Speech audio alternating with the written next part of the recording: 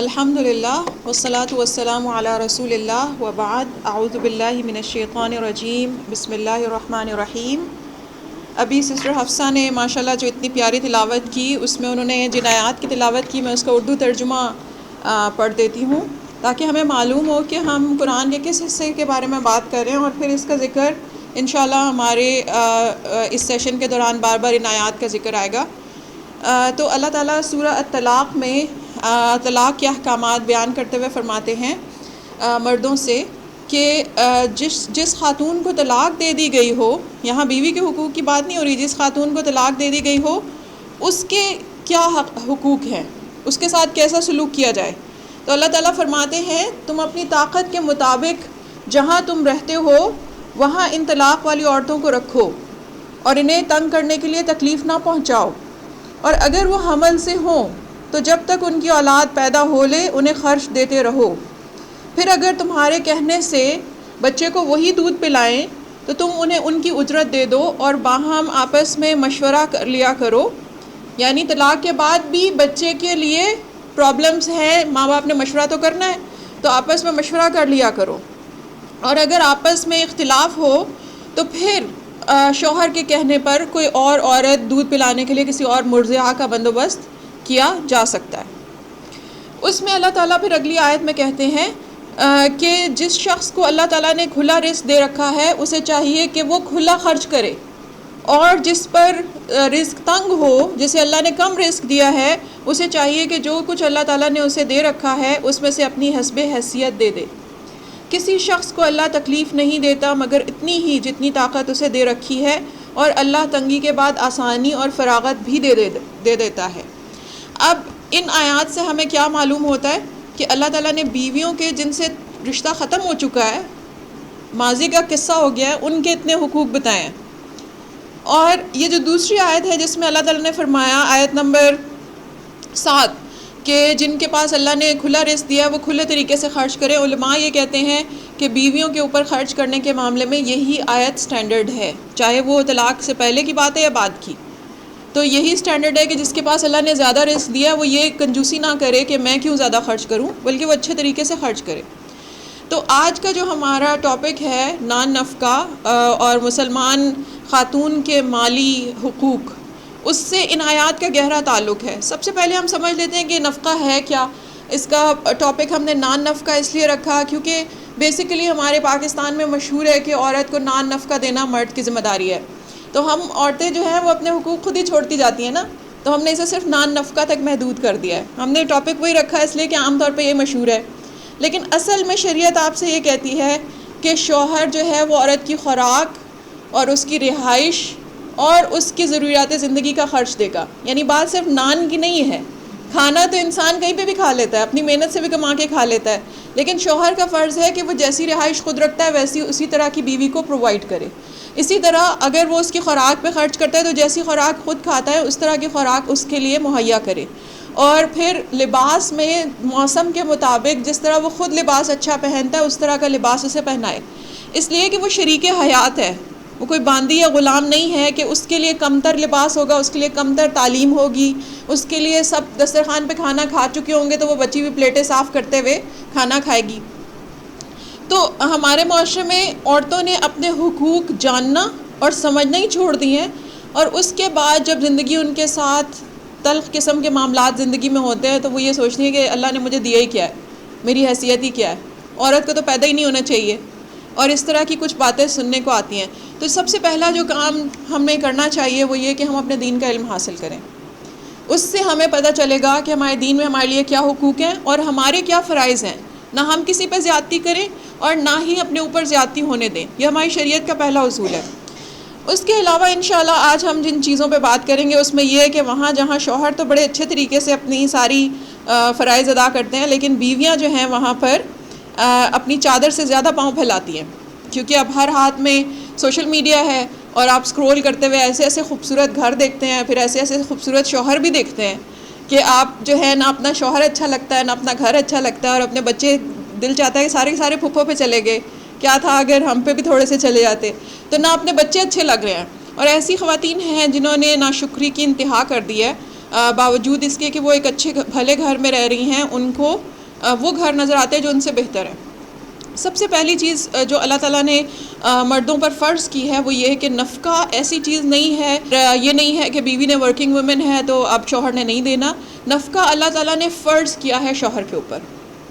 بے شک بیوی کتنا بھی کماتی ہو، بے شک اپنے شوہر سے 3 گنا زیادہ کماتی ہو، کسی لینڈ لارڈ کی بیٹی اور خود بھی ساتھ کئی کنال کا گھر لے کے آئی ہو یا زمینیں لے کے آئی ہو، شوہر نے خرچ کرنا ہے۔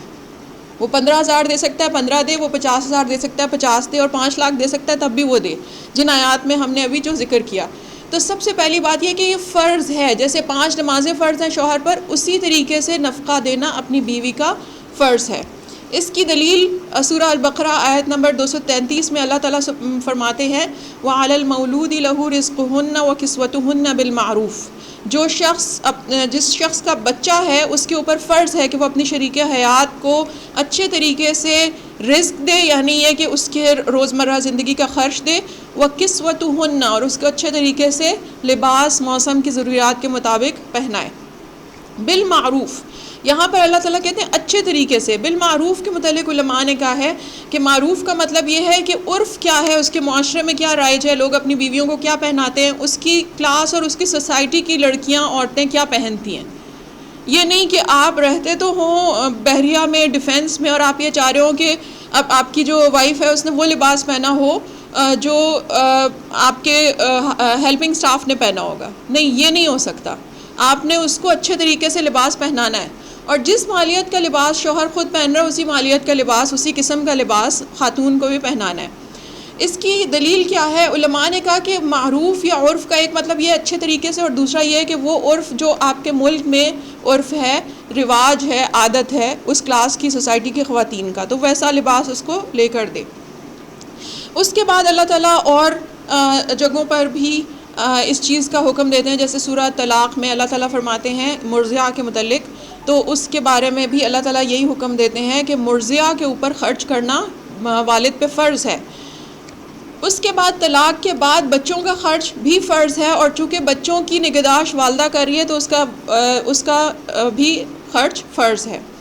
حضرت عائشہ رضی اللہ عنہا فرماتی ہیں کہ حضرت ہند جو تھیں وہ نبی صلی اللہ علیہ وسلم کے پاس آئیں، جو نبی صلی اللہ علیہ وسلم کی ساس ہیں، ام حبیبہ کی والدہ۔ انہوں نے کہا اے اللہ کے رسول، ابو سفیان تھوڑے خرچ میں اچھی طرح خرچ نہیں دیتے، تو نبی صلی اللہ علیہ وسلم نے فرمایا خذی ما یکفیکی وولدکی بالمعروف، تمہیں اور تمہارے بچوں کو جو کافی ہو وہ ان کے مال میں سے لے لیا کرو۔ جو خود اتنی توجہ کے ساتھ خرچ نہیں دیتے ان سے آپ مطالبہ کر کے بھی لے سکتی ہیں، اور ان کا مال پڑا ہے تو اس میں سے مناسب حد تک لے سکتی ہیں۔ اب یہ نہیں کہ انہوں نے 5 لاکھ رکھوائے تھے تو آپ 5 کے 5 خرچ کر دیں، لیکن آپ اس میں سے 50,000 تو لے سکتی ہیں، یا آپ اس میں سے 10-12,000 تو لے سکتی ہیں۔ نبی صلی اللہ علیہ وسلم نے فرمایا کہ تمہارا حق ہے، لے لو۔ خواتین کو اس بات سے یہ سمجھنا چاہیے کہ ایک چیز جو شوہر پہ فرض ہے اور آپ کو اجازت بھی ہے کہ آپ اس میں سے مناسب حد تک لے لیں، تو اپنے حق کے لیے بولیں۔ اپنے حق کے لیے بولنا بری بات نہیں ہے۔ ہمارے ہاں کیا سکھایا جاتا ہے؟ بس صبر کرو، ایک دن اسے جاگ آ ہی جائے گی، ایک دن اسے پتہ چل ہی جائے گا، ایک دن قدر کرے گا۔ پھر خواتین کی حالت کیا ہو چکی ہوتی ہے، نہ خود مناسب خوراک کھاتی ہیں، گھر کا بھی حلیہ بگڑ جاتا ہے، اپنا بھی حلیہ بگڑ جاتا ہے، تو شوہر کہتا ہے میں دوسری بیوی ڈھونڈ لیتا ہوں کیونکہ یہ والی تو زندگی سے ہی خالی ہے، بچت کر کر کے یہ والی نوبت آ جاتی ہے۔ تو اپنا خیال رکھنا، جب پورے گھر کو آپ نے چلانا ہے آپ پہ فرض ہے، اور یہ شریعت نے آپ کو حق دیا ہے، اس لیے پورے دل سے لیں۔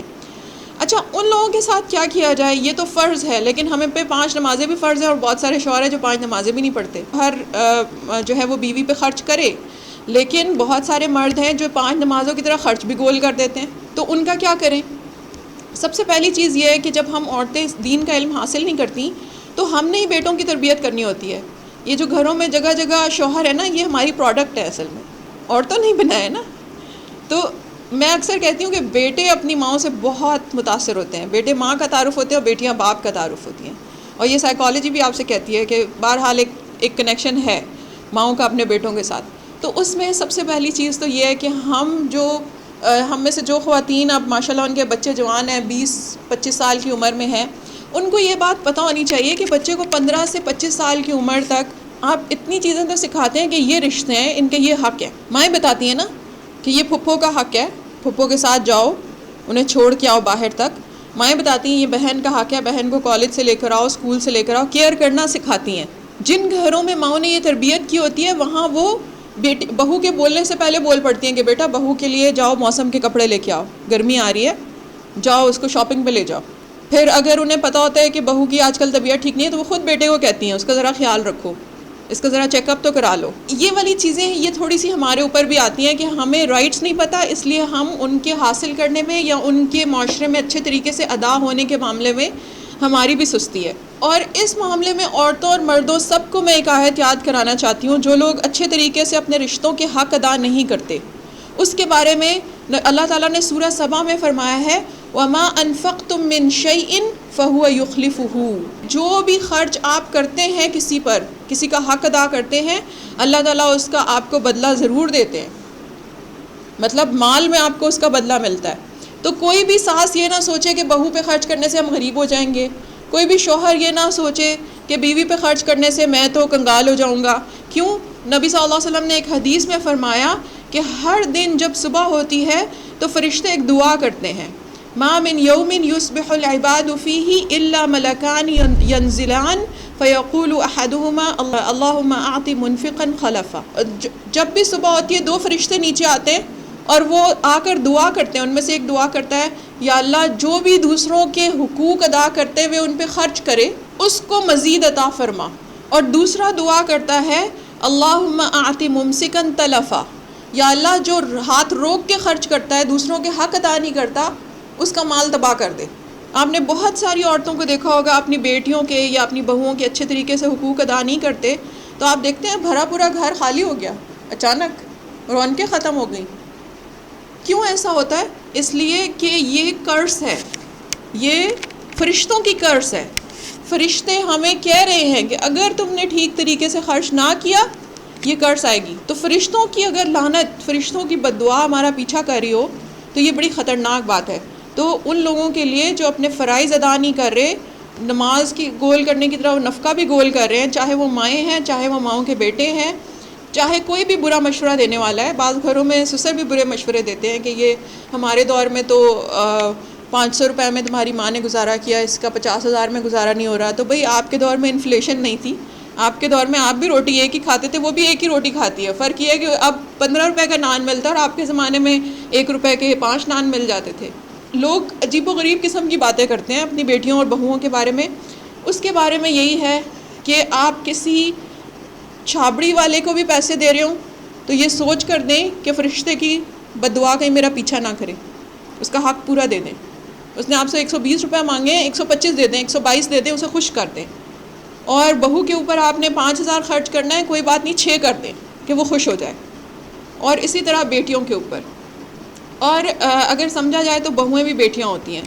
یہ والی چیزیں کرنے کے بعد اب آپ سوال کریں گے کہ یہ تو میں اور آپ باتیں کر رہے ہیں نا درس میں بیٹھ کے، اللہ سے ڈرنے والے لوگ، نمازیں پڑھنے والے لوگ کہہ رہے ہیں کہ بھئی فرشتہ بد دعا کرے گا اور وہ لگے گی تو ہم تو ڈر جائیں گے، لیکن وہ بندہ جو سرے سے پیسہ دے ہی نہیں رہا، تو بگڑے ٹکڑوں کا سردار تو پھر ڈنڈا ہوتا ہے نا، تو وہ ڈنڈا کہاں ہے؟ کیا اسلام ہمیں وہ ڈنڈا دیتا ہے ان لوگوں سے لینے کے لیے جو دے ہی نہیں رہے حق، اور جو کرمنل لیول پر نیگلیجنس کر رہے ہیں اپنے بچوں، اپنے اولاد اور اپنی بیویوں کے ساتھ؟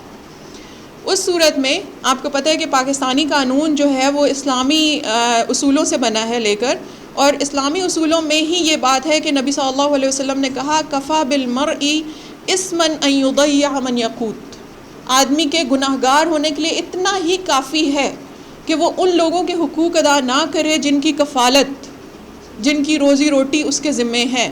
قوت ہوتا ہے روز کی روزی روٹی، یعنی آپ نے وہ گھر سے کھانی ہے، آپ کے ہسبینڈ نے لا کے دینی ہے۔ تو اس صورت میں نبی صلی اللہ علیہ وسلم نے کہا سب سے گناہ گار آدمی وہ ہے جس کے بچے، بیوی، جس کے فیملی، جس کے زیر کفالت چاہے بہنیں ہیں، چاہے ماں ہیں، چاہے کوئی پھپھو بیوہ ہیں، چاہے کوئی خالہ بیوہ ہیں، آپ کے زیر کفالت ہیں کسی مرد کے، اور وہ ان کا اچھے طریقے سے خرچ ادا نہیں کرتا۔ علماء نے کہا کہ ایسا شخص گناہ گاروں میں شمار ہوگا، فاجروں میں شمار ہوگا۔ اب ہم سمجھتے ہیں کہ جو نماز پڑھتا ہے، جو مسجد جاتا ہے وہ تو بڑا نیک آدمی ہے۔ نہیں، مذہبی آدمی بھی اگر ظلم کرتا ہے تو ظالم آدمی بھی گناہ گار ہے۔ کوئی کتنا بھی مذہبی ہے، نعتیں پڑھتا ہے، قرآن پڑھتا ہے، لیکن وہ اپنی بیوی کو اچھے طریقے سے خرچ نہیں دے رہا، اپنی بیٹیوں کے اوپر خرچ نہیں کر رہا، اپنی ماں پہ خرچ نہیں کر رہا، اگر کوئی بہنیں زیر کفالت ہیں ان پہ خرچ نہیں کر رہا، تو نبی صلی اللہ علیہ وسلم نے کہا وہ گناہ گار ہے، اور اس کے گناہ گار ہونے کے لیے یہی ایک گناہ کافی ہے۔ اس کے بعد نبی صلی اللہ علیہ وسلم نے واضح لفظوں میں بتایا کہ اوپر والا ہاتھ نیچے والے ہاتھ سے بہتر ہے. جب تم خرچ کرنا شروع کرو، ابدا بمن تعول، نیکی اس سے شروع کرو، پیسہ دینا اس کو شروع کرو جو تمہارے عیال میں آتا ہے، جو تمہارے اہل و عیال میں سے ہے، جن کے اوپر کفالت کرنا فرض ہے. یہ نہیں کہ باہر تو میں 5,000 کا صدقہ کر کے آ جاؤں اور گھر والوں کو آ کر میں 500 بھی نہ دوں. جس نے بھی نیکی کرنی ہے وہ پہلے گھر سے شروع کرے. اب یہ تو ہو گئی موٹیویشن کے لیے، لیکن لیگلی کیا اس کا اسٹیٹس ہے؟ تو علماء نے جو لاز مرتب کیے ہیں پاکستانی قانون میں نفقہ کے ساتھ ساتھ شوہر کا حق ہے کہ وہ پہلے حق مہر دے، وہ تو فرض ہے شادی کے موقع پہ.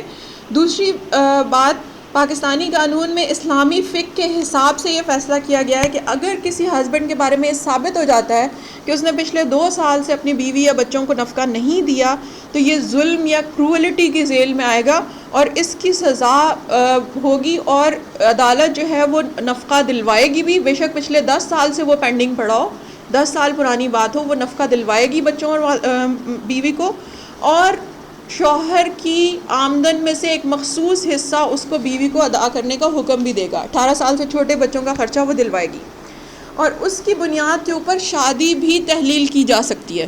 اگر بیوی ڈیمانڈ کرے کہ یہ شخص خرچ نہیں دیتا اور مجھے زندگی گزارنا مشکل ہو رہی ہے، تو اس کی بنیاد پہ شادی تحلیل کی جا سکتی ہے، یعنی شادی کو ختم کرنے والا یہ ایکٹ ہے اگر کوئی شوہر خرچ نہیں دیتا. اب دوسری قسم کے شوہر ہیں جو خرچ دینا چاہتے ہیں اور کبھی کبھی دیتے بھی ہیں، لیکن ان کے مزاج میں کوئی ایسی چیز ہے، مستقل مزاجی نہیں ہے، یا پھر ان کی سوشل سکلز اتنی مضبوط نہیں ہے کہ وہ کسی جاب پہ ٹکتے نہیں ہیں. بڑی مشکل سے جاب لگتی ہے، کچھ مہینے جاتے ہیں، پھر ان کی لڑائی ہو جاتی ہے، پھر وہ ریزائن کر کے گھر آ جاتے ہیں. مزاج کے سخت ہیں، یا کسی جاب میں کسی کاروبار میں ان کا گزارا نہیں ہوتا، کاروبار شروع کرتے ہیں اور بیٹھ جاتا ہے، پھر وہ کہتے ہیں شاید ہم پہ تو کوئی جادو ہو گیا ہے. اس میں ایک چیز ہے کہ ایسے شوہروں کے بارے میں یہ ہے کہ وہ کم از کم کوشش تو کر رہے ہیں نا، بار بار کوشش کر رہے ہیں، لیکن بار بار ان سے ہینڈل نہیں ہو رہا. اس صورت میں یہ ہے کہ بیوی، آپ کو پتہ بہت ساری بیویاں ایسی مشکل میں ساتھ دیتی ہیں اور بہت ساری چھوڑ کے چلی جاتی ہیں. وہ کہتی ہیں اس سے کچھ نہیں ہوگا، یہ نہیں بدلے گا، اور وہ شوہر اس شوہر سے طلاق لے لی جاتی ہے. لڑکی کے گھر والے فیصلہ کر لیتے ہیں. دونوں حق ہیں بیوی کو، ایک تو یہ کہ وہ مشکل میں اس کے ساتھ رہے، اور دوسرا حق یہ ہے کہ چونکہ وہ ذمہ دار ثابت نہیں ہو رہا تو لڑکی کے گھر والے اور لڑکی اگر مل کے فیصلہ کرتے ہیں الگ ہونے کا تو وہ جائز ہے. اس کے ساتھ ایک اور طریقہ بھی ہو سکتا ہے، وہ یہ کہ ہم آج سے اپنے بیٹوں کے اوپر ایک اور جادو کرنا شروع کریں. ابھی تک جو ہم جادو کرتے رہے ہیں وہ یہ ہے کہ کسی کا گھر تباہ کر دو، کسی کا کاروبار بند کرا دو، کسی کی منگنی توڑوا دو. اس قسم کے جادو بڑے عام ہیں. ہم ایک دوسری قسم کا جادو بھی کر سکتے ہیں. اپنے بچوں اور بچیوں کو جب پالیں تو پیار اور محبت کے الفاظ کہہ کے پالیں، اس سے ان کی سیلف اسٹیم بڑھتی ہے. بہت سارے مرد حضرات جو ہر کاروبار میں فیل ہو جاتے ہیں، ہر جاب پہ فیل ہو جاتے ہیں، اس کی وجہ یہ ہوتی ہے کہ انہوں نے جو کچھ بچپن سے سنا ہوتا ہے نا، جو ماں کہتی ہے یہ تو نالائق ہے، یہ تو میری ناک کٹوائے گا. بیٹیوں کو بھی مائیں کہتی ہیں نا، میں سسرال میں جا کے یہ تو میری ناک کٹوا کے آئے گی. کسٹرڈ میں گٹھلیاں بن گئی، اماں کو سسرال میں آپ اپنی ناک کی فکر پڑ گئی. تھوڑی دیر کے لیے ناک کا بوجھ اتار کے رکھ دینا چاہیے. مطلب ایک ناک ہماری پوری زندگی پہ حاوی ہو جاتی ہے. چھوٹے چھوٹے بچوں سے لے کر، میں ٹین ایج سے لے کر یونیورسٹی اسٹوڈنٹس تک کو پڑھاتی ہوں، مجھے پتہ ہے کہ اتنے 6 فٹ کے 5 فٹ کے لڑکوں کے اندر وہی ایک بچہ بیٹھا ہوتا ہے جس کو اس کی ماں نے کہا ہوتا ہے کہ یہ نالائق ہے، کچھ نہیں کرے گا زندگی میں. جب میں ان سے پوچھتی ہوں کہ تمہیں اس سبجیکٹ میں کیا پرابلم آ رہی ہے، تو وہ ساری ایموشنل پرابلم ہوتی ہے. تو یاد رکھیں کہ بہت ساری لڑکیاں شادی کرتے ہیں، انہیں پتہ چلتا ہے کہ ان کے پاس تو ایک ایموشنلی وونڈیڈ چائلڈ آ گیا ہے. انہوں نے اس کو بھی پال کے بڑا کرنا ہے اور ساتھ اس کے بچے بھی پال کے بڑے کرنے ہیں. تو میں ایسی عورتوں کو جانتی ہوں جنہوں نے اپنے شوہروں کا ساتھ دیا، کاروبار میں ان کا رائٹ ہینڈ بن گئی، لیکن ان کی لائف کیا ہے؟ وہ دو کام کر رہی ہیں. وہ بچوں کے باپ بھی بنی ہوئی ہیں، ماں بھی بنی ہوئی ہیں، اور وہ اپنے شوہر کو بھی پیرنٹ کر رہی ہیں. تو بچوں کے ساتھ یہ نہ کریں. اپنی زبان نرم کا جادو شروع کر دیں. ایک دوسرے کو کہیں آج آپ کتنی اچھی لگ رہی ہیں. بیٹے کو کہیں میرا بیٹا ماشاءاللہ بہت سمجھدار ہے. بلا وجہ سمجھدار کہیں، 5 دنوں میں وہ سمجھدار نہ ہو گیا تو آپ مجھے کہیں. تو یہ والا جادو کرنے کی بہت ضرورت ہے. میں چاہتی ہوں ہر گھر میں یہ جادو شروع ہو جائے، اور آپ فرق دیکھیں گے اگلی جنریشن کے اوپر. میٹھے بول کا جادو آپ کے بچے کو اتنا کانفیڈنس دیتا ہے کہ آپ کی زندگی کے بعد بھی وہ کسی مشکل کا شکار ہوتا ہے، اسے ٹھوکر لگتی ہے، اس کی آنکھ میں آنسو نہیں آتا. وہ کہتے ہیں کہ میرے ماں باپ کہتے تھے کہ میں بہت بہادر ہوں، اور وہ کھڑا ہو جاتا ہے. وہاں پر جہاں پر لوگ گرے ہوئے ہوتے ہیں وہ کھڑا ہو جاتا ہے. تو آپ اپنے بچوں کو یہ والا جادو کریں، اور اپنے گھروں میں بھی یہ دیکھیں کہ اب جن لوگوں کی شادیاں ہو گئی ہیں، 25 کے ہیں، 28 کے ہیں، 32 کے ہیں، ابھی تک کمانا نہیں شروع کیا، 35 سال کے ہیں، بڑے بھائی سے لے کے کھاتے ہیں، باپ سے لے کے کھاتے ہیں، خاندانی بزنس سے لے کے کھا رہے ہیں، یا کوئی اور جاب کر کے انہیں پال رہا ہے، بیویاں جاب کر کے پال رہی ہیں. ان کا ایک معاملہ ہے کہ ان کو سوشل سکلز سکھائیں، ان کو فائنینشیل سکلز سکھائیں، اور ان کے اندر جو ایموشنل پرابلمس ہیں ان کے لیے کسی ایکسپرٹ سے رابطہ کریں. ایسے بہت سارے لوگ میں آپ کو بتا سکتی، لیکن میں آپ کو بتاؤں کہ بعض اوقات ہمارے پاس بالکل 35-40 سال کے لوگوں کے پرابلمز آئے ہیں، ان کی بیویوں کے مسئلے آئے ہیں، اور بات آخر میں یہی نکلی ہے کہ شوہر میں لو سیلف اسٹیم ہے، اعتماد کی کمی ہے. تو یہ والا کام ہم نے یہاں سے ٹھیک کرنا ہے. اس کا حل اور کوئی نہیں ہے سوائے اس کے کہ آپ بچوں کو اچھا بچپن دیں، وہ بڑے ہو کر آپ کی زندگی کے سہارا بنیں گے اور آپ کے لیے آسانی بھی بنیں گے. دوسری قسم کے لوگوں کی پھر بیویاں جو ہے وہ خود سے ساتھ میں کام کرنا شروع کر دیتی ہیں. اب یہاں ایک مسئلہ شروع ہوتا ہے. لوگ کہتے ہیں ورکنگ وومن کا حکم کیا ہے، کیا عورتیں کام کر سکتی ہیں اسلام میں؟ اور پھر لوگ کہتے ہیں کہ اگر عورت کام کر رہی ہے تو پھر اب ہم کیوں اسے خرچہ دیں؟ تو یہ سارے نئے کویشچن شروع ہوتے ہیں. بہت ساری بہنوں کے اس طرح کے سوال آئے تھے، اس لیے ہم نے سوچا کہ ہم یہ کریں گے. بہت بار پوسٹ پون ہوا یہ درس، لیکن اللہ تعالیٰ کا کرم ہے آج برکت سے اور بابرکت لوگوں کی دعا سے یہ ہو گیا. تو اس میں یہ ہے، سب سے پہلا جو مسئلہ یہ آئے گا کہ بیوی اگر گھر سے نکل کر جاب کرتی ہے تو پلیز وہ صرف اتنے دنوں کے لیے کرے جتنے دنوں کے لیے اس کو ہیلپ چاہیے. ٹھیک ہے؟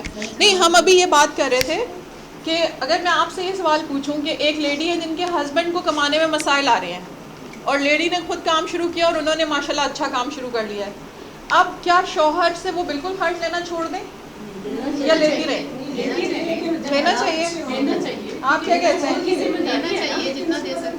ون بائی ون کچھ ہوگا تو لینا چاہیے. ٹھیک ہے، آپ بتائیں. شوہر پہ تو فرض ہے. ٹھیک ہے، لینا چاہیے. گڈ. اچھا، آپ نے بھی کہا کہ لینا چاہیے. اچھا بیٹا، آپ لوگوں کی کیا ہے جو ینگر جنریشن ہے؟ کنڈیشن پہ ڈیپینڈ کرتا ہے. مطلب وہ یہی تو کہہ سکتی ہے کہ اب میں خود 1.5 لاکھ کماتی ہوں اور یہ 50,000 لیتا ہے تو میں اس سے کیوں لوں؟ ہاں، اس طرح نہیں کہنا چاہیے. اچھا، گڈ، ماشاء اللہ. 1 روپیہ بھی دیتا ہے تو لے لیں. شاباش، گڈ. تو مجھے بڑا اچھا لگا. جی،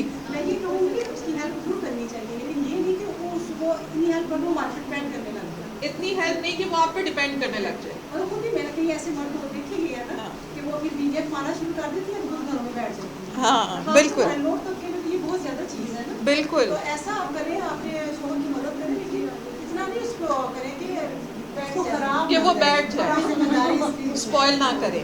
ٹھیک ہے. ابھی آپ نے دیکھا جو ہماری وائزر جنریشن ہے، اصل میں عمر کے ساتھ وزڈم آ جاتا ہے. یہ نہیں کہ آپ بچے اسمارٹ نہیں ہوتے، بچے اسمارٹ ہوتے ہیں، بالکل ہوتے ہیں، لیکن عمر کے ساتھ جو وزڈم آتا ہے نا، جو ان کا تجربہ ہے وہ بولتا ہے. انہوں نے کہا کہ پھر بھی لیں، خرچ لیں. اب ہمارے پاس اس وقت جو جنریشن ہے نا 20 to 25 کے لوگ، وہ آرام سے کہتے ہیں میں اس سے زیادہ کماتی ہوں، مجھے کیا ضرورت پڑی دینے کی، اور اب مجھے لینے کی عادت نہیں رہی. تو وہ ابھی پریکٹیکل لائف کے اتنا وزڈم نہیں آیا. تو انہوں نے کہا کہ آپ اس کو اسپوائل نہ کریں. ٹھیک ہے. اور پھر یہ بھی نہ سوچیں کہ قوامیت تو اس کی صرف اس وجہ سے تھی کہ وہ مجھے خرچ دیتا تھا، اب تو وہ میرا قوام نہیں رہا. ورکنگ لیڈیز کے تمام میں یہ چیز بھی آ جاتی ہے کہ اب چونکہ میں کماتی ہوں تو اب وہ میرا قوام تو نہیں رہا. تو میں کئی مرتبہ لیڈیز کو یہ بات کہہ چکی ہوں کہ آپ کمانا بھی شروع کر دیں، پھر بھی آپ نے شوہر کو یہ بتانا ہے میں کدھر جا رہی ہوں، میں کدھر سے آ رہی ہوں. اور یہ بندہ جو مجھ سے فون پہ بات کر رہا تھا میرا کلیگ ہے، کس لحاظ سے کلیگ ہے. اس کے گھر سے بے شک آپ ریسٹورانٹ کے لیے چیزیں اٹھاتی ہوں، کسی اور سے آپ بیکری کا آرڈر لیتی ہوں، لیکن آپ نے بتانا ہے اسے. یہ نہیں کہ جلاتی رہیں آپ کہ تم تو کماتے نہیں ہو، دیکھو میرے کتنے بزنس پارٹنرز ہیں، میں کتنے لوگوں کو جو ہے وہ جابس دے رہی ہوں. نہیں. تو بہت ساری عورتیں جب کمانا شروع کر دیتی ہیں وہ سوچتی ہیں اب شوہر قوام نہیں رہا، اب میں قوام ہو گئی، بچوں کے سارے فیصلے بھی میں کر لوں گی، اور باہر بھی جس سے چاہوں گی جب ملوں گی جتنے مرضی گھر واپس آؤں گی، اور شوہر اگر کچھ کہے گا تو اسے کہوں گی کہ ہاں پھر سنبھالو یہ سب کچھ. جو اللہ کا حکم ماننے والی لڑکی ہے، جس کے پاس دین کا علم ہے، وہ پھر بھی یہ کہے گی کہ یہ پھر بھی میرا شوہر ہے اور مجھے اس کی اطاعت کرنی ہے. اور دوسری بات، شوہر بے شک 50,000 کماتا ہے اور آپ 1.5 لاکھ کماتی ہیں، وہ آپ کو 12,000 بھی دیتا ہے، آپ لے لیں، وہ اس کا فرض ہے. اس کا فرض ادا کرنے میں اس کی مدد کریں. جیسے آپ کی بھابھی نے نماز پڑھنی ہوتی نا، آپ ان کا بچہ اٹھا لیتی ہیں، آپ کہتی ہیں بھابھی آپ نماز پڑھیں، میں اس کا خیال رکھتی ہوں. تو ہم دوسروں کا فرض ادا کرنے میں ان کی مدد بھی کرتے ہیں نا.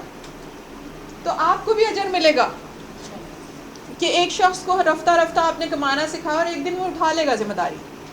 تو حوصلہ اور ہمت دینے کے ساتھ، ہیلپنگ ہینڈ بننے کے ساتھ ساتھ یہ نہیں بھولنا کہ کام یہ اسی کا ہے، اور کچھ عرصے کے لیے رکھ دے اتار کے سب کچھ. میں ایک خاتون کو جانتی ہوں جن کی کافی ٹیریبل قسم کی سچویشن ہو گئی تھی. وہ بار بار میرے پاس یہی مشورہ لے کر آتی تھیں. ہر چند سال بعد ان کا یہی مسئلہ ہوتا تھا کہ شوہر 3 ماہ سے بے روزگار ہے، مطلب 4-5 مہینے کام کر لیا پھر 3 ماہ کے لیے بے روزگار. تو میں نے ایک دن ان سے کہا کہ اپنے بیٹوں کو بٹھائیں، بڑے ہو رہے تھے ان کے بچے. میں نے کہا بیٹوں کو بٹھائیں اور شوہر کو بھی بٹھائیں اور ان سے کہیں کہ دیکھو ساری دنیا میں یہ عورتوں کا کام نہیں ہے کمانا. مجھے جو لا کر دو گے میں پکا دوں گی، آئندہ سے میں کچھ نہیں کر رہی. میں نے کہا ریزائن کر دیں تھوڑی دیر کے لیے، جو آپ نے باپ کا ذمہ داری اپنے اوپر رول لیا ہوا ہے اس سے ریزائن کر دیں. انہوں نے بچوں اور باپ کو بٹھا کر بات کی. آج ماشاءاللہ ان کے دونوں بچے بھی اچھی جگہ جاب کر رہے ہیں اور ہسبینڈ بھی ٹھیک ٹھاک کما رہے ہیں. یہ ذمہ داری اٹھانے کی بات ہے، احساس دلانے کی بات ہے، اور یہ کام ہم نے کرنا ہے. دین کی تعلیم صرف یہ نہیں ہے کہ 5 نمازیں پڑھ لیں. دین کی تعلیم صرف یہ نہیں ہے کہ پردہ کر لیں.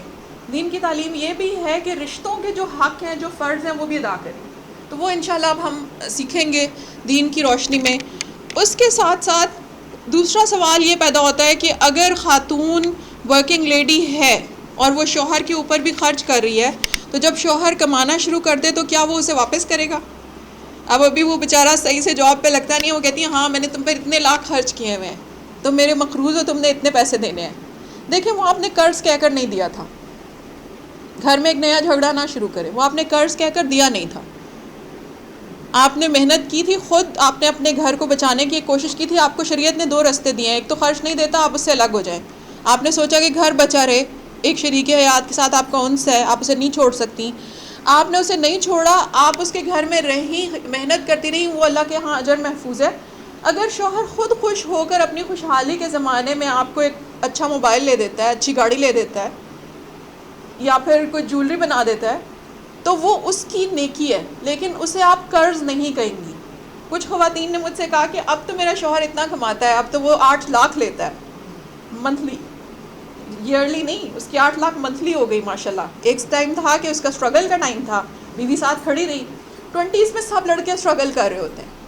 جو ینگ لڑکیاں جن کی ابھی شادیاں ہو رہی ہیں یا بات چل رہی، پریشان نہ ہوں اگر آپ کے منگیتر ابھی تک جاب پہ نہیں لگے یا شادیاں نہیں ہو رہی کہ لڑکے کی ابھی تک کوئی جاب نہیں ہے. 20s میں دنیا کا ہر لڑکا اسٹرگل کر رہا ہوتا ہے. کوئی بہت جینیس ہوگا جس نے ٹین ایج میں کوئی محل کھڑا کر لیا ہوگا بیوی کے لیے. تو 20s میں صبر کرنا پڑتا ہے، ساتھ دینا پڑتا ہے. اس کے بعد ٹائم آتا ہے، جیسے ان خاتون نے کہا کہ اب وہ 8 لاکھ منتھلی لے رہا ہے تو اب وہ مجھے دینا. تو میں نے کہا کہ اب آپ لالچی ہو رہی ہیں. آپ نے اسے قرض نہیں دیا تھا، آپ نے اس کو جو دیا تھا وہ کسی نہ کسی طرح شوہر واپس لوٹا دیتے ہیں، جیولری کی صورت میں، کار کی صورت میں، کوئی تحفہ دے دیتے ہیں. تو دوسرا مسئلہ یہ ہے کہ آپ نے قرض نہیں دیا تھا اور آپ نے اپنی خوشی سے جاب کی تھی، اس نے آپ کو مجبور نہیں کیا تھا. اس صورت میں اب آپ کا کوئی رائٹ نہیں بنتا. ہاں اگر وہ خود اپنی خوشی سے کچھ دے تو لے لے. اس کے بعد ایک اور مسئلہ آتا ہے کہ بیٹی جو بالغ ہو چکی ہے اور وہ اپنے والد اور اپنی ماں کا ہاتھ بٹا رہی ہے گھر کے خرچوں میں اور جاب کر رہی ہے، کیونکہ اس کا خیال ہے کہ اس کے فادر اچھا نہیں کماتے، امی ان سے لڑتی ہیں اور پھر گھر میں بدمزگی ہوتی ہے، تو اس نے سوچا میں خود ہی جاب کر لیتی ہوں. اس نے چپکے سے جاب کر لی، گھر میں پیسے لانا شروع کر دیے. تو فادر تھوڑے مطمئن ہو گئے کہ اب تو میرے بچے بھی ساتھ دے رہے ہیں. تو فادر کے جیسے ہی اسٹریس کم ہوا وہ فیصلے صحیح کرنا شروع ہو گئے اور ان کی ارننگ اچھی ہونا شروع ہو گئی. تو اب بیٹی یہ کہتی ہے، والدہ یہ کہتی ہیں کہ اب ہمیں چاہیے کہ بیٹی گھر بیٹھ جائے اور ہمیں اس کا پیسہ نہیں لینا چاہیے. تو کیا بیٹی کے اوپر فرض ہے کہ وہ والدین کے لیے اس طرح کما کر دے؟ بیٹی کے اوپر فرض نہیں ہے. بیٹے 18 سال کی عمر تک والد کے زیر کفالت ہے. 18 کے بعد جو والدین اپنی اولاد پہ خرچ کر رہے ہیں وہ نیکی سے بڑھ کے احسان کر رہے ہیں. 18 کے بعد باپ کا فرض نہیں ہے کہ بیٹے پہ خرچ کرے. لیکن اگر پھر بھی وہ خرچ کرتے ہیں کہ چلو یہ بہتر طریقے سے اپنی لائف میں سیٹل کر جائیں گے، یونیورسٹی ایجوکیشن مکمل ہونے تک ہم انہیں پڑھا دیتے ہیں، 25 کی ایج تک ان کی سیمسٹر فیس اور ہر چیز دے دیتے ہیں، تو یہ ان کی نیکی ہے. البتہ بیٹیاں جب تک ان کی شادی نہ ہو جائے وہ والد ہی کے زیر کفالت رہیں گی اور اس کا خرچ دینا والد کے ذمہ ہے. تو یہ جو ہمارے گھروں میں ہر 13-14 سال کے بچے کو پش کیا جاتا ہے کہ اب جاؤ اپنی روٹی کما کے کھاؤ، آپ کو پتہ ہے ایک کلاس میں 13-14 سال کے بچوں کو تانا دیا جاتا ہے کہ بیٹھ کے روٹیاں توڑتے کچھ کرو. اس کے بعد کچھ کلاس ہے جس میں 18 سے 20 سال کی عمر میں تانے پڑنا شروع ہوتے ہیں اور کہا جاتا ہے کہ نکلو باہر اور کماؤ. تو بیٹیوں کے اوپر بھی ایک دباؤ آ رہا ہے کہ وہ بیٹی جس کا رشتہ بھی نہیں ہوا اور جو کچھ کماتی بھی نہیں ہے وہ تو بوجھ ہے. بیٹیوں کو چاہیے کہ یہ بوجھ قبول نہ کریں, یہ تانا قبول نہ کریں, اس تانے کو ریجیکٹ کریں. کہیں میں آپ کی بیٹی ہوں, آپ پہ خرچ کرنا فرض ہے. اور ماؤں کو چاہیے کہ بیٹیوں کو ایسے تانے نہ دیں. یہ وہی جو بات ہم نے کہی تھی کہ اپنے بچوں سے ذرا اچھے لفظ بولیں, بیٹی کو بوجھ نہ سمجھے اگر اس کا رشتہ نہیں ہوا یا اس کی جاب نہیں ہو رہی. لوگ سمجھتے ہیں کہ یا تو بیٹی کا رشتہ ہو جائے, کسی اونچے خاندان سے ہم جڑ جائیں, ہمارے سمدھیانہ بڑا سا ہو جائے تو تب بیٹی کام کی ہے, یا پھر یہ ہے کہ اس کی جاب کوئی بڑی اچھی لگ جائے اور وہ کوئی میڈل لے کر آ جائے یونیورسٹی سے, تب وہ بڑی اچھی ہے. ہمیں میڈیوکر بیٹیاں تو چاہیے ہی نہیں. درمیانی نارمل لڑکیاں ہمارے معاشرے میں بوجھ سمجھی جاتی ہیں. تو نارمل ہے یہ بیٹی ہونا اور والدین کے گھر بیٹھ کے ڈٹ کے کھانا اور اپنی پسند کی چیز پہ ہاتھ رکھ کے کہنا مجھے یہ چاہیے. اپنے آپ کو کبھی بھی شرمندہ نہ ہو بیٹی ہونے پہ. اللہ تعالیٰ نے آپ کو بیٹی بنایا اور اللہ نے آپ کے حق رکھے ہیں.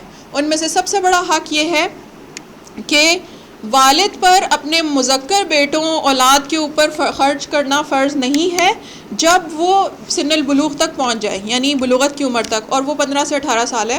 15 سال کی عمر میں لڑکا بالغ ہو جاتا ہے اور 18 کی عمر میں بلوغ الرشد تک پہنچ جاتا ہے اسلامک فقہ میں. تو ہمارا جو لیگل سسٹم ہے اس میں بھی والد سے جب خرچہ مانگے جاتے ہیں تو 18 سال سے کم عمر بچوں کا مانگا جاتا ہے. میل چائلڈ جو 18 کا ہو چکا ہو اس کا خرچ والد نہیں دیتا کورٹ کے تھرو بھی. تو یہ مذاہب فقہیہ اربعہ سارے کے سارے, امام مالک, امام شافعی, امام احمد ابن حنبل اور اس کے ساتھ ساتھ امام ابو حنیفہ, سب کے نزدیک سن البلوغ تقریباً یہی ہے. سن الرشد یہ ہے 18 سال اور سن البلوغ 14-15 سال. دوسری بات یہ کہ بیٹی جو ہے وہ جب تک شادی اس کی نہ ہو اس وقت تک والد کے اوپر خرچ ہے کہ وہ اپنی بیٹی کا نفقہ اٹھائے گا. اور جو ہم نے بیٹیوں کے اوپر ایک اور ذمہ داری ڈالی ہوئی ہے کہ انہوں نے اپنا جہیز بنانا ہے, وہ بڑی غلط ذمہ داری ڈالی ہوئی ہے. میرے ساتھ کئی ورکنگ لیڈیز ایسی ہیں جو کام کر رہی ہیں, میں بڑے سالوں سے دیکھ رہی ہوں. مجھے میری ایک کولیگ نے کہا کہ ہمارے یہاں پہ لڑکی اپنا جہیز بناتی ہے, وہ کہتے ہیں یونیورسٹی تک تمہیں پڑھایا, اب اپنا جہیز بناؤ. اور اچھی خاصی ویل آف فیملی جو اپنی بیٹی کو آرام سے بھی دے سکتے ہیں, اس کو اتنا گھمانے کی ضرورت نہیں ہے.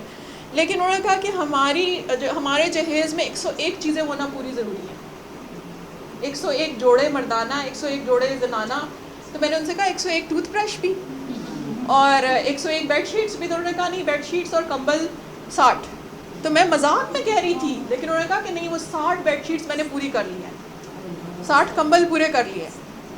یونیورسٹی ایجوکیشن کے بعد دونوں بچے پڑھ چکے ہیں, تعلیم ختم ہو چکی ہے, شادی کے قابل بھی ہیں, 25 سے اوپر عمر جا رہی ہے, جس میں انہیں اب گھر بنا لینا چاہیے تھا, اب وہ بری بنا رہا ہے, یہ جہیز بنا رہی ہے, اور بری اور جہیز ایک دوسرے کے ٹکر کی. تو میں نے ان سے کہا کہ زندگی میں 101 بیڈ شیٹس ہم یوز کر لیتے ہیں, مطلب 101 وہ بنا رہا ہے, 101 یہ بنا رہی ہے. میں کہا اتنے ہم یوز کر لیتے ہیں. اور آپ نے کئی لوگوں کو دیکھا ہوگا جہیز کے سامان کو کیڑے لگ گئے, گھر کے اوپر ایک پورا پورشن جہیزوں کے سامانوں سے بھرا ہوا ہے اور اس سارے کو دیمک لگ گئی, اس سارے کو کیڑا لگ گیا. تو وہ جو فرشتے کی بددعا ہے نا کہ اللہ جو خرچ نہیں کرتا ہے, جو بخیل ہے, اس کا مال تباہ کر دے. بیٹیاں بھی تباہ ہو رہی ہیں, بیٹے بھی تباہ ہو رہے ہیں. وہ اور زمانہ تھا جب منگیتر اور اس کو ایک شادی میں بھی اکٹھا نہیں ہونے دیتے تھے. اب آ گیا فون, آپ کو پتہ ہی نہیں ڈی ایم پہ کیا ہو رہا ہے, انسٹا پہ آپ کو پتہ ہی نہیں واٹس ایپ پہ بچے کیا باتیں کر رہے ہیں. اسی طرح یونیورسٹی اسٹوڈنٹس کا میرے پاس پرابلم آیا کہ یہ بھی یونیورسٹی میں, وہ بھی یونیورسٹی میں ہے, بیٹا اور بیٹی دونوں جن کے آپس میں نکاح یا منگنی ہوئی ہے. اب وہ کہہ رہے ہیں کہ جو پیسے ہم ہاسٹل میں دیتے ہیں اور گندا کھانا کھا کے بیمار ہوتے ہیں, جو پیسے ہم سیمسٹر فیس کے دیتے ہیں, اس کی جگہ ہماری شادی کر دیں. ہم ایک گھر کا کرایہ دے کر اکٹھے رہ لیں گے, ایک پکا لے گا, دوسرا کچھ لے آئے گا. وہ کہہ رہے ہیں نہیں, آپ یونیورسٹی ایجوکیشن مکمل کریں. یونیورسٹی ایجوکیشن کے درمیان شادی کیوں نہیں ہو سکتی؟ کیونکہ والدین کو خطرہ ہے کہ یہ 2 سے 3 ہو جائیں گے, پھر تیسرے کا بھی خرچ اٹھانا پڑے گا, ان کی بھی سیمسٹر فیس دو, تیسرے بچے کا بھی دودھ اور خرچ اٹھاؤ, اور پھر اس کے بعد آج کل تو پیمپر سب سے خوفناک خرچ ہے. والدین کی کیا, گرینڈ پیرنٹس کی بھی نیندیں اٹھی ہوئی ہیں کہ پیمپر کتنے ہزار کے ہو گئے مہینے کے, 12-13 ہزار کے تو پیمپر لگتے ہیں. تو انہوں نے کیا کیا ہوا ہے, بیٹی ادھر ہے ہاسٹل میں, بوائز ہاسٹل میں لڑکا پھنسا ہوا ہے, دونوں فون تو ہے, فون پہ باتیں کرتے ہیں، پہلے اچھی اچھی باتیں ہوتی ہیں، پھر لڑائی ہوتی ہے، پھر 3 مہینے بول چال بند رہتی ہے. رشتہ کتنا خراب ہو چکا ہے. جب تک شادی ہوگی 4-5 جنگیں ہو چکی ہوں گی ان کی، اور ان کا کوئی ایک دوسرے کو دیکھنے کو دل بھی نہیں کر رہا ہوگا. تو یہ ہم کر رہے ہیں اپنے خرچ کو ٹھیک طریقے سے ادا نہ کر کے. بچوں کی مناسب عمر میں شادی کر دیں، وہ دونوں مل کر کما کے یونیورسٹی میں پڑھ لیں گے. بہت لوگ ہیں جو اپنے بچے اٹھا کے یونیورسٹی آتے ہیں، پڑھتے ہیں. تو جس میں تعلیم کی جستجو ہے پڑھ لے گا. اور آپ اتنی لمبی پلاننگ نہ کریں، زندگی کا کچھ پتہ نہیں ہے کیا ہو جائے آگے. تو تھوڑا سا رحم کرنا چاہیے بچوں کے اوپر. اچھا، اس کے بعد باری آتی ہے کہ ایک اور چیز جو ہم نفقہ کے مسائل کے بارے میں، بیویاں اپنے نفقے کے تو بڑی ڈیمانڈز کرتی ہیں، لیکن آپ یہ دیکھیں کہ بہو جو ہوتی ہے وہ تو روتی ہے کہ میرا خرچ ایسا ہو گیا اور میرا خرچ ویسا ہو گیا، مجھے اتنا نہیں مل رہا اور اتنا نہیں مل رہا.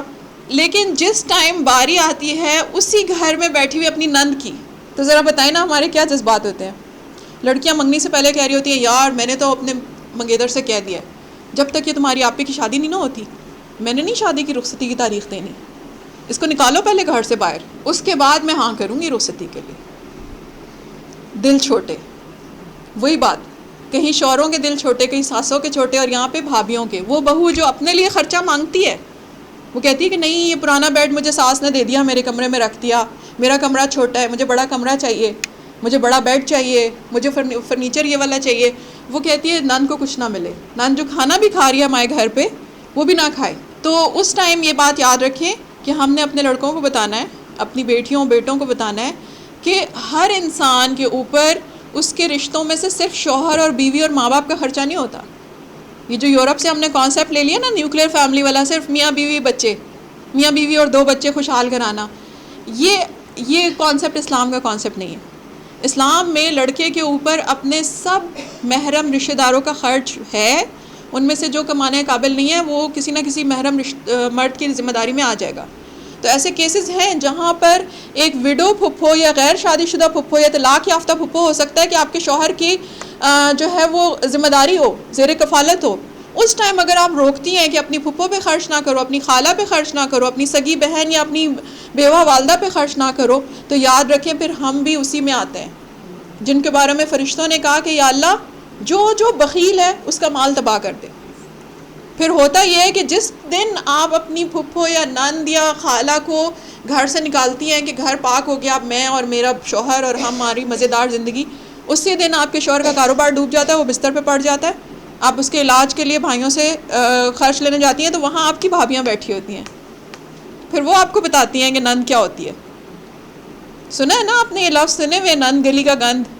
تو یہ ہمارے معاشرے میں چلتی پھرتی باتیں ہیں. اوپر سے ہمارا جو میڈیا ہے وہ رشتوں کا مذاق بنا رہا ہے. ہمارے میڈیا کے ذریعے بتایا جا رہا ہے کہ رشتے تو مصیبت ہوتے ہیں، ان سے جان چھڑاؤ. تو جو مسلمان عورتیں ہیں ان کا یہ کام ہے. اللہ تعالیٰ قرآن مجید میں سورہ الانفال میں کہتے ہیں وَأُولُو الْأَرْحَامِ بَعْضُهُمْ أَوْلَى بِبَعْضٍ فِي كِتَابِ اللَّهِ. یہ جو رحم کے رشتے ہیں یہ دوسرے رشتوں سے زیادہ حق ہے ان کا آپ پر، اور یہ اللہ کی کتاب میں یہ حقیقت لکھی ہے. رحم کے رشتوں کو اس طرح تنگ نہ کریں، اس طرح ذلیل نہ کریں تاکہ فرشتے آپ کے لیے دعا کریں.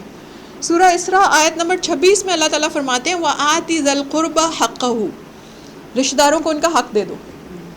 جس ٹائم آپ اپنے شوہر سے کہتی ہیں نا کہ نند کو نہ دو، وہ اس کی بہن ہے، وہ اکٹھے کھیلے ہیں. پتہ ہے بہن بھائی کیا ہوتا ہے؟ صرف میاں بیوی کی محبت دنیا کی آخری محبت نہیں ہے.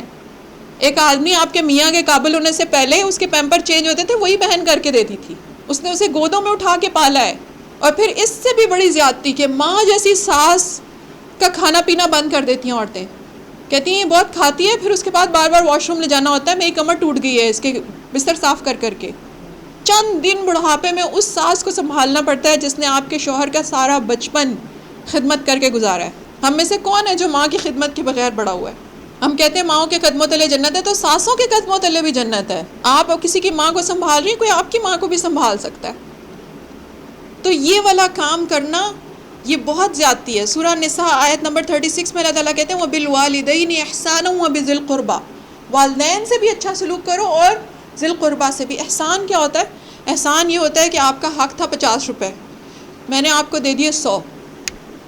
حق سے بڑھ کے دینا، حق سے بڑھ کے دینے کو احسان کہتے ہیں.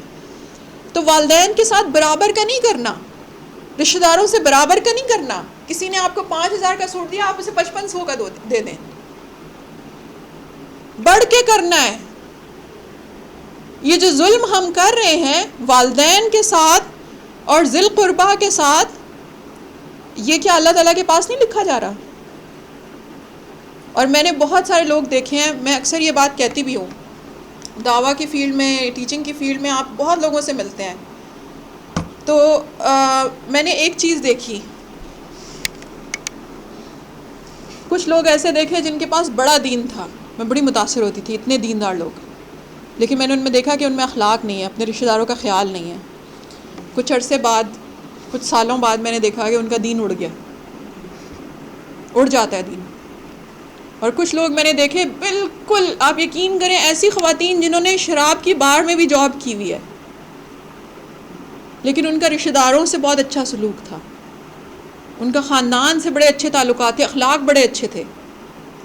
آج ان کی تیسری نسل حافظ ہے، ان کے گھروں میں درس ہو رہے ہیں، ان کو دین مل گیا. اچھا اخلاق اور رشتہ داروں سے اچھے سلوک، انسانوں کی خدمت، وہ نیکی ہے کہ اللہ دین بھی دے دیتا ہے ایک دن.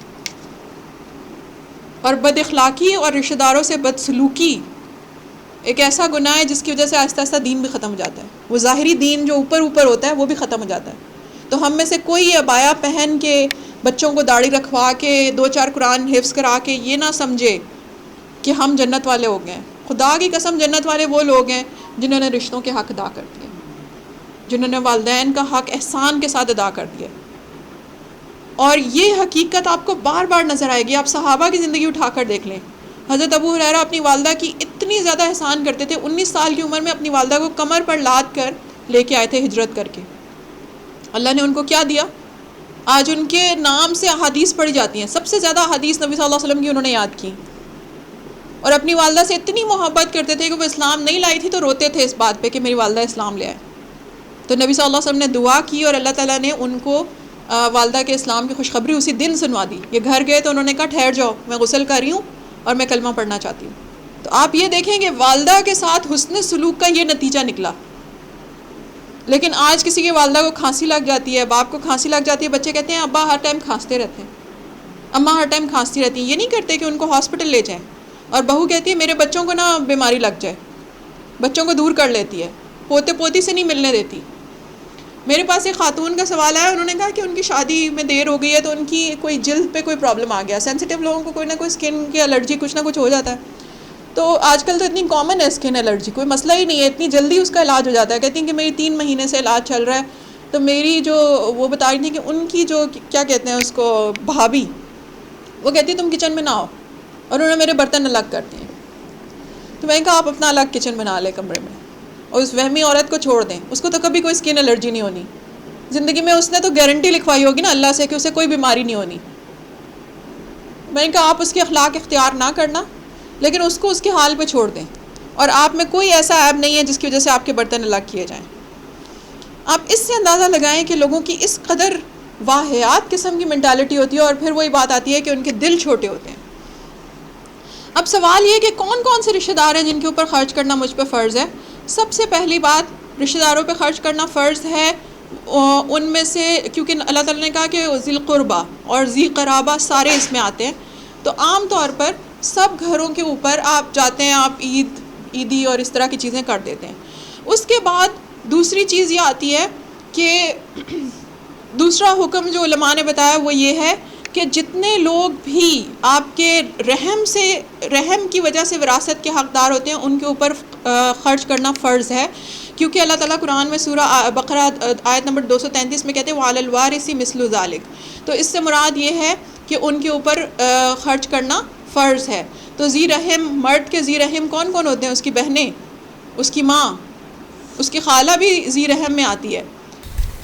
اس میں یہ یاد رکھیں کہ اب ان رشتوں میں سالیاں ذکر نہیں ہیں. اب سالی ایسا رشتہ نہیں ہے جو آپ کے قرابت داروں میں آتا ہو، جو قریبی رشتے ہیں ان میں آتا ہو، ذوی الارحام میں آتا ہو. لیکن ہمارے یہاں کے مردوں کا ایک عجیب و غریب قسم کا رجحان ہے کہ سالیوں پہ خرچ ہو رہا ہے. ماں اور بہن کی اتنی فکر نہیں ہے جتنی سالیوں کی خواہشیں پوری کرنی ہیں، ان کے خواب پورے کرنے ہیں، ان کو یہ چیز دکھانی ہے، وہ چیز دکھانی ہے. دیکھیں کچھ رشتے ہوتے ہیں جن کے بارے میں ایک احترام اور فاصلے کا تعلق رکھنا اسلام نے ہمیں سکھایا. اسی لیے بہنوئی اور سالی کا آپس میں پردہ ہے، خالو اور بھانجی کا آپس میں پردہ ہے. اسی طرح ممانی اور بھانجے کا آپس میں پردہ ہے. کیوں پردے ہیں ان رشتوں کے؟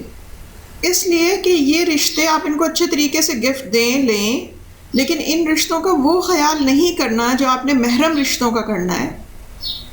ان کے ساتھ ایک اور تعلق ہے آپ کا، ان کے ساتھ ایک اور طرح کی قرابت داری ہے. تو رشتوں کے یہ حقوق سمجھانا یہ والدین کا کام ہے. علماء آپ کے گھروں میں آ کر یہ میک شیور نہیں کریں گے کہ آپ اپنے سارے محرم نامحرم رشتہ داروں کو پہچانتے ہوں. یہ آپ نے سکھانا ہے، اور مردوں کو یہ بات سکھانے کی ضرورت ہے ہر لیول پہ، مسجد سے لے کر دینی مدارس تک اور مجالس تک، درس کی مجالس تک، کہ محرم اور نامحرم رشتوں کا خدا کے واسطے خیال رکھیں. اور میں کہتی ہوں کہ زن مرید تو پھر بھی کوئی اچھی چیز ہوتا ہے نا، یہ سالی مرید جو ہمارے معاشرے میں نکل کے آ رہے ہیں، یہ بڑے خطرناک معاملے ہیں. اور ایسی بیویاں پھر ایک دن خود روتی ہیں. پہلے وہ خوش ہوتی ہیں کہ ان کی بہن کا بہت اچھا مذاق چلتا ہے اور وہ بھی دیوروں سے بہت خوشی سے مذاق کرتی ہیں، اور بڑے ان کے آپس میں تعلقات ہوتے ہیں، سیکرٹس ہوتے ہیں جو وہ کسی کو نہیں بتاتے، آپس میں ہی کرتے ہیں باتیں. اس کے نتیجے کیا نکل رہے ہیں؟ آئے دن آپ کو جس قسم کی خبریں سننے کو ملتی ہیں، جس طرح کے کرمنل کیسز آپ کو پتہ چل رہے ہیں، اس سے آپ کو اندازہ ہوتا ہے. ہمارے پاکستانی معاشرے میں پوری ذمہ داری سے آپ کو ایسے کیسز بتا رہی ہوں جہاں 2 بہنیں ایک شخص کے نکاح میں، جو اسلامی لحاظ سے حرام ہے، اور جنہوں نے نکاح باقاعدہ نہیں کیے انہوں نے بھی ایک سیکرٹ افیئر چلایا ہوا ہے. جن رشتوں سے پردہ کرنا فرض ہے، جن رشتوں کے ساتھ اختلاط حرام ہے، ان کے معاملے میں انتہائی احتیاط کی ضرورت ہے. خرچ کے معاملے میں بھی سالی کو کوئی گفٹ دینا، بیوی کے ہاتھ دلوائے. اور یہ میک شیور کرنا گھر کی بڑی خواتین کا کام ہے کہ بچوں کو یہ رشتوں اور ان کو فرق سمجھتے ہوں. وہ یہ خواتین نے تربیت کرنی ہے. اور اللہ تعالیٰ ان گھروں کو آباد رکھے جہاں سے یہ سچائی دوسرے لوگوں تک جاری ہے، ورنہ لوگ یہ احکام بیان کرنے پہ آپ سے جھگڑا کرنے لگتے ہیں.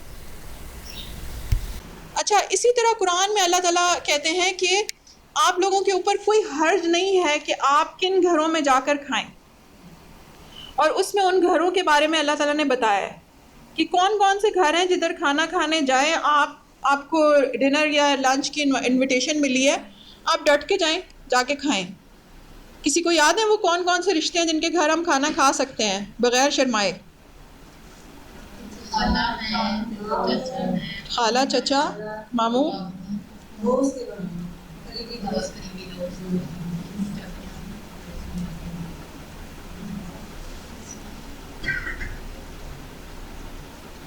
ٹھیک ہے. آپ میں سے کوئی بتانا چاہے گا ینگ جنریشن میں جنہوں نے صرف امی ابو والی فیملی دیکھی ہے؟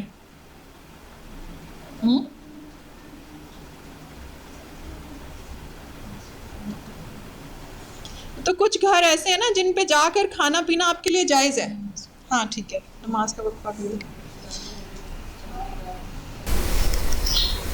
تو سورۃ النور آیت نمبر 61 میں اللہ تعالیٰ کہہ رہے ہیں لیس علی الاعمى حرج ولا علی الاعرج حرج ولا علی المریض حرج ولا علی انفسکم ان تأکلوا من بیوتکم او بیوت آبائکم او بیوت امہاتکم او بیوت اخوانکم او بیوت اخواتکم او بیوت اعمامکم او بیوت عماتکم او بیوت اخوالکم او بیوت خالاتکم او ما ملکتم مفاتحہ او صدیقکم لیس علیکم جناح ان تأکلوا جمیعا او اشتاتا فإذا دخلتم بیوتا فسلموا على انفسکم تحیۃ من عند اللہ مبارکۃ طیبہ کذالک یبین اللہ لکم الآیات لعلکم تعقلون.